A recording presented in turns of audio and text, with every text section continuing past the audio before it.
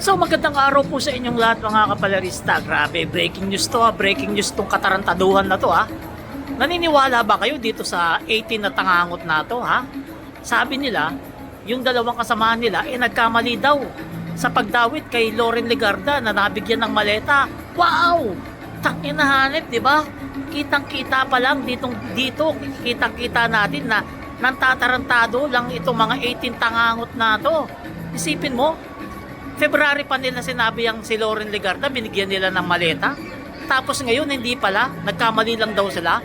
Baka sa susunod, pati si Mark Villar, yung magkapatid na Villar, nagkamali na rin kayo. Bakit kayo nagkamali bigla-bigla? Dahil ba kasama sila nila Cayetano? Kaya bigla kayo nagkamali? Pero nung sila ay kasama nung kabila, dinadawit nyo sila sa maleta? Wow naman, grabe.